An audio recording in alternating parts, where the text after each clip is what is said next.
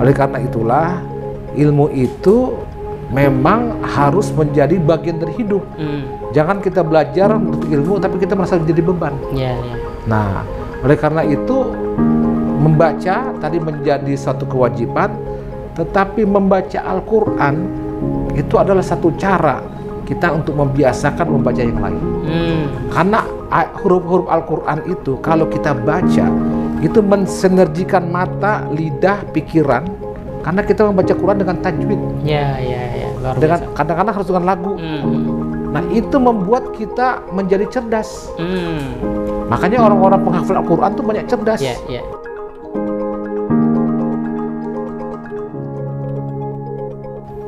Assalamualaikum warahmatullahi wabarakatuh. Pemirsa BMH TV dimanapun Anda berada, kembali kita bertemu di saluran yang cerdas menggerakkan. Terus dukung channel BMH TV dengan cara like, comment, share, dan subscribe. Pada kesempatan ini kita akan berbincang tentang persoalan zakat secara khusus dan persoalan umat serta bangsa secara umum dengan sosok yang malang melintang, bukan hanya di Indonesia tapi di dunia internasional. Tidak saja dalam konteks belajar tapi juga mencerahkan masyarakat global. Inilah dia Profesor Dr. Nadratul Zaman Hussein. Assalamualaikum Profesor. Waalaikumsalam warahmatullahi wabarakatuh. Profesor ini luar biasa ya, saya lihat perjalanan hidupnya sepertinya sangat tekun dengan keilmuan begitu. Nah, ini mungkin dulu Profesor dapat nasihat apa atau sesuatu yang mencerahkan begitu, yang hari ini anak-anak milenial ini aksesnya mudah tapi semangat menuntut ilmunya tidak seperti generasi terdahulu. Nah, ini mungkin bisa sedikit cerita Prof, agar bisa menggugah adik-adik kita. Ya, terima kasih Pak Imam Nawawi dan para pemirsa yang dirahmati Allah. Memang ini ada tradisi keluarga. Memang kakek saya itu membuka pesantren. Bapak saya juga seorang dosen. Jadi bapak saya itu menekankan kepada kita itu harus punya ilmu dengan cara membaca, beli buku. Dengan begitu kita ada budaya membaca buku dan memahami hal-hal yang berkaitan dengan sejarah, baik itu sejarah Islam maupun sejarah dunia. Dan kita diajak mimpi untuk menjadi orang yang berwatak, berkarakter yang Islami. Oleh karena itu nasihatnya adalah mencari ilmu ini harus menjadi suatu kewajiban dalam diri, dan itu adalah bagian dari ibadah. Karena Allah memuliakan orang berilmu, maka kalau ingin menjadi orang mulia ya berilmulah. Dan ilmu inilah yang mengurus kita. Kalau kita banyak harta, mungkin kita sulit mengurus harta. Oleh karena itu saya pada umur baligh dan berumur 17 tahun, bapak saya memberikan saya jam. Karena jam ini adalah kita mengatur waktu. Jadi hidup ini harus diatur waktunya. Kapan belajar, kapan bekerja, dan kapan juga kita bisa berolahraga. Nah, saya melihat kita salah satu kelemahan di kita, termasuk bangsa kita ini soal waktu. Tidak bisa ngatur waktu. Nah, oleh karena itulah kita juga mengetahui bahwa ilmu ini bukan saja teori ya, tapi ada lagi namanya pengetahuan. Ada juga dengan skill. Jadi bapak saya melihat dulu orang pergi haji zaman dulu naik kapal berbulan-bulan, naik onta, hartanya habis. Lalu bekerjalah di tanah Mekah atau di Madinah, itu menjadi tukang cukur, menjadi tukang jahit, menjadi tukang masak. Oleh karena itu kami dulu diminta untuk belajar salah satunya. Mau jadi tukang jahit kah, atau tukang masak kah, atau tukang cukur. Saya memilih jadi tukang cukur. Jadi bapak saya memberikan alat untuk saya bisa mencukur. Jadi sekarang ini saya bisa mencukur ini ya. Dan waktu saya di sekolah di Belgia, di Australia, itu saya pakai ilmu itu, teman-teman, karena bayar mahal. Kalau di Australia itu paling murah pada waktu itu $15. $15 itu udah lumayan. Ya, satu kepala Prof ya. Iya. Nah, jadi saya mencukur teman-teman gitu ya. Nah, oleh karena itulah kita ini ada ilmu, ada skill, ada keterampilan, ada pengetahuan. Inilah yang membuat hidup kita ini jadi bersemangat. Karena orang yang berilmu itu ya, orang kita sebut cendekiawan, dia bisa melihat masalah di masa depan, sehingga dia sering bisa mengantisipasi apa ini. Nah, oleh karena itulah ilmu itu memang harus menjadi bagian dari hidup. Jangan kita belajar menuntut ilmu tapi kita merasa jadi beban. Nah, oleh karena itu membaca tadi menjadi suatu kewajiban, tetapi membaca Al-Quran itu adalah satu cara kita untuk membiasakan membaca yang lain.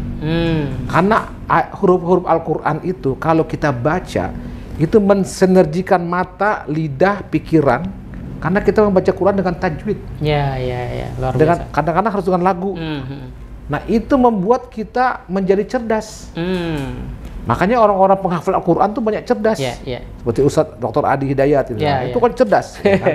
Luar biasa. Nah, jadi jangan lupa itu dibiasakan selain membaca ilmu Quran tapi membaca Al-Quran.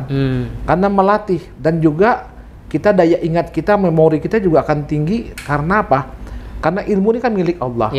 Maka kita mintalah kepada Allah ilmu itu diberikan kepada kita. Nah, kalau kita membaca kalamullah, berarti kita dekat, insya Allah ilmu Allah itu bisa menular pada kita diberikan. Nah, itulah mungkin nasihat dari almarhum abah saya, bahwa hanya dengan ilmu inilah kita bisa merubah status. Dan dia bilang lagi, orang itu kalau berilmu, dia itu kondisi fisiknya lemah dan lain-lain, dia masih bisa berceramah, dia bisa menulis, dan masih bermanfaat. Jadi ilmu ini betul-betul bagian dari hidup kita yang bisa membawa kita hidup lebih sejahtera, hidup kita lebih tenang dan damai. Nah, tapi masalahnya adalah kita suka melihat bahwa mencari ilmu ini adalah satu beban. Sehingga orang merasa capek, merasa ilmu ini dituntut, stres dan lain-lain. Harusnya orang menuntut ilmu itu dia enjoy, dia senang. Apalagi ini ibadah. Karena apa? Orang yang menuntut ilmu itu kan fisabilillah. Sehingga kalau dia mati untuk ilmu, dia masahid. Jadi ini banyak kelebihan-kelebihan yang Allah berikan, tapi kita banyak yang tidak menangkap manfaat itu. Ya, misalnya ada orang sudah dapat beasiswa dari satu negara, nggak jadi berangkat. Kenapa? Karena saya mikir saya belum punya rumah katanya. Padahal kita ini fisabilillah.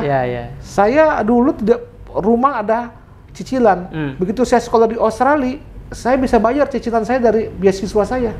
Karena waktu itu dolar tinggi, 98. Jadi saya tutup semua lah. Jadi kalau dibilang kita menuntut ilmu ini akan jatuh miskin, enggak. Karena Allah memuliakan orang menuntut ilmu. Nah, ini keyakinan yang kadang-kadang tidak ada pada kita. Seolah-olah kita tuh mencari uang itu seolah-olah kita dengan kemampuan kita, fisik kita. Kalau itu petani itu harusnya lebih kaya karena capek dia kerja.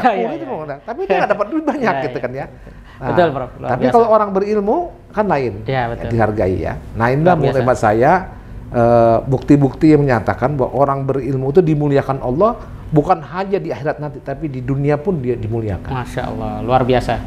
Jadi ini kita jangan sampai salah konsep gitu, sehingga ketika kita masih berstatus mahasiswa atau sedang sekolah, menganggap proses belajar itu sebagai satu hal yang tidak enak, menjadi beban, sehingga tidak enjoy. Nah, ini yang harus diubah, dan itu sudah bisa kita lihat dalam perjalanan Profesor Nadratul Zaman Husain. Dan beliau, sahabat kalian, pemirsa BMA TV, itu sekolah di IPB, kemudian ke Belgia, Prof ya, kemudian ke Australia, dan hari ini di Indonesia menjadi salah satu pimpinan Basnas, kemudian juga pernah wakil ketua di Badan Wakaf ya, Badan Wakaf Indonesia, dan juga bendahara di MUI ya, luar biasa. Dan kalau kita lihat perjalanan profesor yang menimba ilmu di berbagai dunia, itu apa yang harus diperbaiki dalam konteks individu nih, Prof, anak-anak ini? Karena kan kalau kita ngeliat sistem, saya kira sudah banyak kritik terhadap sistem pendidikan, tapi apa yang bisa dilakukan oleh anak-anak Indonesia agar dia mampu menerobos lah dari sekian hal yang mungkin kita pandang itu problem atau belum ideal begitu. Ya, jadi kalau kita punya niat berilmu untuk sekolah ke luar negeri, saya tuh sekolah ke luar negeri itu niat itu begitu kuatnya, ya, sehingga semua dosen saya, guru saya, orang tua saya mendoakan, nanti kamu insya Allah dapatnya. Jadi saya beasiswa yang saya dapat tuh selalu dengan tes, kompetisi. Jadi saya dapat, jadi ke Belgia saya dapat, ke Australia saya dapat, itu kompetisi semua. Ya. Nah, jadi yang paling penting pasang niat. Niat itu jadi mimpi. Ya. Dan mimpi itu akan menjadi doa. Betul. Karena Allah akan kabulkan gitu ya niat kita. Nah, oleh karena itulah kalau kita berniat tadi mendapatkan ilmu, berarti kita ini beribadah. Nah, kalau kita beribadah, masa Allah mentelantarkan orang beribadah? Kan seperti itu kan itu ya. Nah, kita harus yakin itu. Nah, jadi yang jadi masalah itu kadang-kadang generasi sekarang tidak yakin bahwa Allah tuh maha pemurah dan pengasih penyayangnya, nggak yakin gitu ya. Betul. Nah, ini kan fisabilillah. Nah, ya. Jadi orang fisabilillah, orang jalan Allah gitu ya. Masa kalau jalan Allah disesatkan oleh Allah kan enggak gitu ya. Betul. Nah, jadi pengalaman saya untuk belajar ke luar negeri itu harus dipasang niat. Jadi belajar bekerja di luar negeri itu bukan sesuatu yang haram. Yang tidak boleh berpindah agama. Itu nggak boleh itu ya. Betul, Nah, tetapi saya berharap ilmu ini tadi saya katakan milik Allah, dari Allah. Pengalaman saya membaca ilmu, banyak sekali buku-buku, saya melihat ada keindahan dari orang yang menulis. Ini semuanya dari mana? Menurut saya dari Allah. Sehingga saya itu kalau membaca itu, hati saya itu terpuaskan. Seperti orang haus, ya minum. Jadi kalau membaca ilmu itu, saya merasakan keindahan. Itulah yang kata orang Barat adalah touch of God, sentuhan Tuhan. Kalau kita tuh berilmu, betul. Karena ilmu ini diberikan Allah langsung pada kita. Jadi dengan membaca kita dengan mudah mengerti dan mudah memahami dan merasakan indahnya ilmu itu. Sampai orang bisa menemukan sesuatu itu ada keindahan. Nah, itu sebenarnya diberikan futuh. Kalau para ulama di sadar futuh, jadi petunjuk yang diberikan itu. Nah, ini yang harus diminta. Nah, oleh karena itu dalam kita harus berdoa aja kepada Allah. Dimintakan kemudahan untuk mencerna ilmu ini, mendapatkan futuh tadi, petunjuk itu. Luar biasa. Jadi kalau sudah mendapatkan itu, membaca buku itu bukan lagi sesuatu yang berat tadi. Karena seperti orang haus, dahaganya terpenuhi. Jiwa kita tuh menjadi nyaman, tenang. Nah, itulah yang harus dirasakan orang berilmu. Tapi kalau baca ilmu ini suatu berat, susah, stres pula, wah ini berarti belum masuk kepada niat ibadah yang kuat. Betul. Jadi masih kepada mencari kertas lembar. Itu ijazah. Betul. Nah, kalau targetnya itu bukan mencari ilmu, dia mencari kertas lembar namanya gitu ya. Gitu. Nah, ini kadang-kadang harus dibedakan. Ya. Kalau kita mencari ilmu, bahwa kita dapat ilmu, dapat gelar itu adalah akibat kita berilmu. Betul. Bukan dibalik gitu ya. Tanpa ilmu kita bisa dapat gelar. Itu ya. Itu sumber kerusakan, Prof ya. Kerusakan. Baik, Prof. Nah, karena kita di BMH ini juga mengedukasi masyarakat tentang zakat gitu. Jadi ada satu pertanyaan menarik. Dulu zakat itu kalau kita bahasakan selalu indah, menarik gitu kan. Karena apalagi kalau menyebut nama Umar bin Abdul Aziz seperti itu. Nah, apa saran dari Prof kaitan dengan upaya-upaya gerakan zakat termasuk BMH agar zakat ini juga bisa melahirkan orang-orang berilmu, ya punya intelektualitas gitu kan, sehingga kalau kita bicara hari ini tentang bonus demografi Indonesia emas di 2045 itu lembaga amal zakat bisa ikut berperan. Nah, ini apa saran-saran dari Prof? Jadi kalau saya secara teori fundraising, para muzaki itu sebenarnya ingin membayar zakat kalau ada program yang jelas. Buatlah program manusia unggul dari BMH. Itu adalah memberikan beasiswa khusus untuk orang-orang yang tidak mampu tadi sekolah di luar negeri atau di universitas top di Indonesia. Dengan harapan nanti dia sudah berhasil bisa lagi berkembang. Itu harus dibuat program. Seperti Pak Habibie dulu membuat program mengirim putra-putri terbaik itu ke luar negeri gitu ya. Nah, kita coba buat itu juga. Sehingga ada orang yang bermimpi kalau dia memberikan zakatnya, infak sodakonya ke program ini, dia bermimpi nanti berapa BMH bisa mencetak orang-orang hebat, ya kan? Nah, itu harus dibuat programnya, sehingga orang itu jadi zakat muqayyad, ya. Nah, ini menurut saya harus kita kembangkan zakat muqayyad dan infak juga gitu. Jadi supaya betul-betullah kita berharap bahwa penggerak dunia ini adalah manusia, insan. Kita berharap jadi insan kamil kan. Nah, oleh karena itu kita buat programnya. Apa programnya? Nah, oleh karena itu kita harus pandai menelusuri bakat-bakat. Ya. Nah, karena apa? Karena kalau kita buka itu tanpa juga ada manajemen yang bagus, itu ya seperti itu aja jalannya. Ya. Nah, buatlah adanya. manajemen yang bagus. Ya. Apa kriterianya dibuat, sebelum dapat itu apa yang perlu dilatih, bagaimana pembinaannya, lalu bagaimana kalau dia sudah tamat dan lain-lain, networking apa yang harus diberikan dan lain-lain. Ya. Nah, itulah yang mungkin sekarang yang harus digarap oleh lembaga zakat, sehingga mereka-mereka itu pada waktunya nanti langsung atau tidak langsung mereka adalah para muzaki. Ya. Ya, 5 tahun dia akan jadi muzaki, ya kan? Dan dia adalah penggerak zakat juga nanti akan getok keluar kepada orang-orang, pada keluarganya, anak-anaknya. Nah, oleh karena itu memang menurut saya harus dibuat klaster khusus, program khusus untuk para muzaki itu berzakat muqayyad, berinfak muqayyad kepada beasiswa unggulan. Itu menurut saya, saran saya begitu.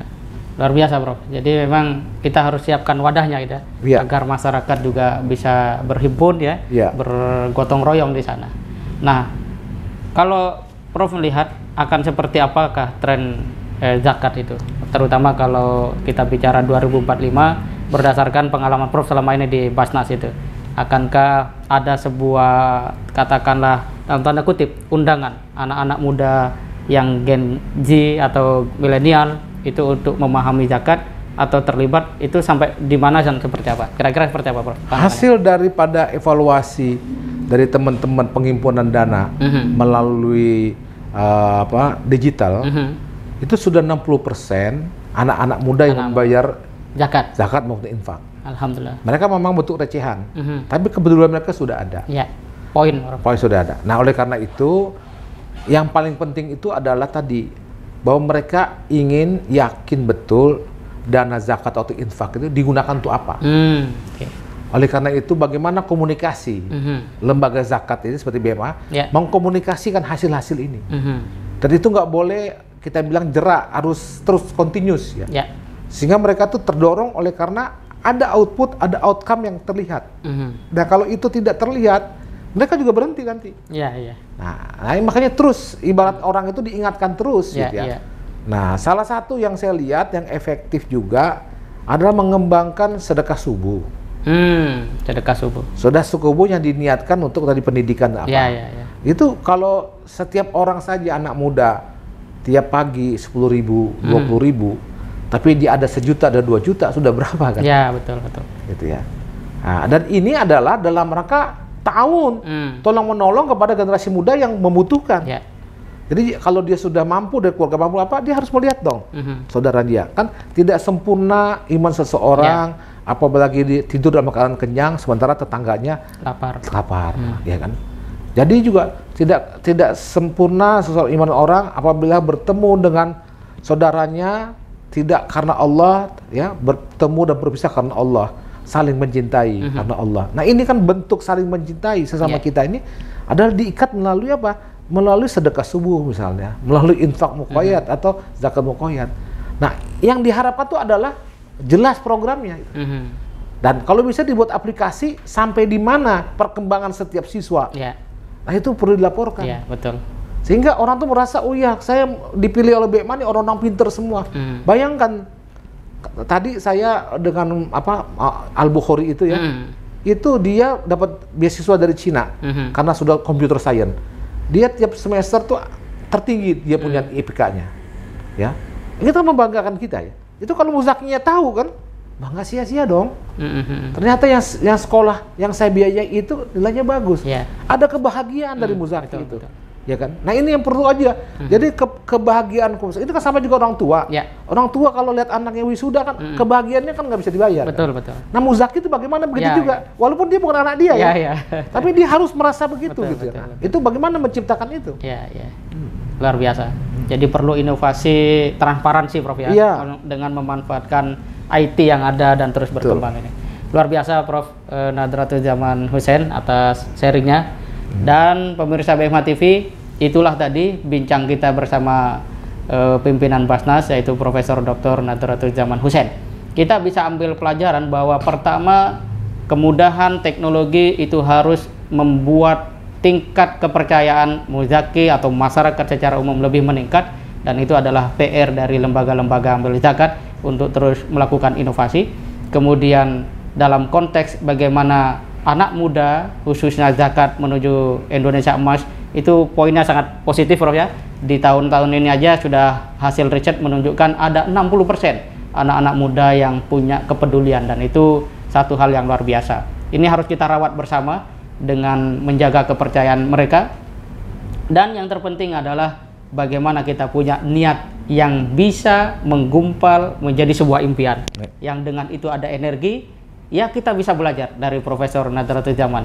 Beliau bisa kuliah di Belgia, kemudian di Australia, dan hari ini beliau ke seluruh dunia untuk mencerahkan umat manusia. Satu hal yang sangat luar biasa, Prof. Mudah-mudahan lahir generasi-generasi kita ke depan yang juga bisa seperti Profesor, bahkan lebih jauh jangkauannya. Harus lebih pandai. Lebih pandai, ya. Terima kasih banyak atas waktu dan sharingnya Profesor Nadratul Zaman Husain. Pemirsa BMH TV, sampai di sini perbincangan kita. Kita akan berjumpa kembali insya Allah pada momen yang akan datang. Terima kasih. Assalamualaikum warahmatullahi wabarakatuh. Waalaikumsalam warahmatullahi wabarakatuh.